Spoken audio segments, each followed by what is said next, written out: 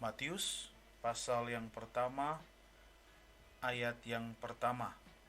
Silsilah Yesus Kristus. Ayat 1. Inilah silsilah Yesus Kristus, anak Daud, anak Abraham. Ayat 2. Abraham memperanakan Ishak, Ishak memperanakan Yakub, Yakub memperanakan Yehuda dan saudara-saudaranya. Ayat ketiga, Yehuda memperanakan Peres dan Serah dari Tamar. Peres memperanakan Hezron, Hezron memperanakan Ram. Ayat 4, Ram memperanakan Aminadab, Aminadab memperanakan Nahason, Nahason memperanakan Salmon. Ayat 5, Salmon memperanakan Boas dari Rahab, Boas memperanakan Obed dari Rut, Obed memperanakan Isai. Ayat yang ke-6, Isai memperanakan Raja Daud, Daud memperanakan Salomo dari istri Uria. Ayat ke-7, Salomo memperanakan Rehabeam, Rehabeam memperanakan Abia, Abia memperanakan Asa. Ayat 8, Asa memperanakan Yosafat, Yosafat memperanakan Yoram, Yoram memperanakan Uzia. Ayat 9, Uzia memperanakan Yotam, Yotam memperanakan Ahas, Ahas memperanakan Hizkia. Ayat 10, Hizkia memperanakan Manasye, Manasye memperanakan Amon, Amon memperanakan Yosia. Ayat 11, Yosia memperanakan Yekoya dan saudara-saudaranya pada waktu pembuangan di Babel. Ayat ke-12, sesudah pembuangan ke Babel, Yekoya memperanakan Sealtiel, Sealtiel memperanakan Serubabel.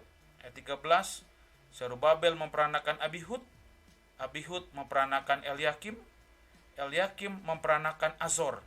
Ayat 14, Azor memperanakan Sadok, Sadok memperanakan Ahim, Ahim memperanakan Eliud. Ayat 15, Eliud memperanakan Eleazar, Eleazar memperanakan Matan, Matan memperanakan Yakub, Yakub memperanakan Yusuf, suami Maria, yang melahirkan Yesus yang disebut Kristus.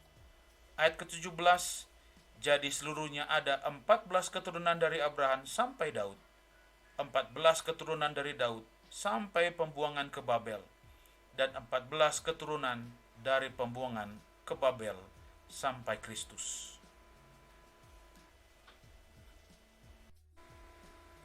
Matius pasal yang pertama, ayat yang ke-18.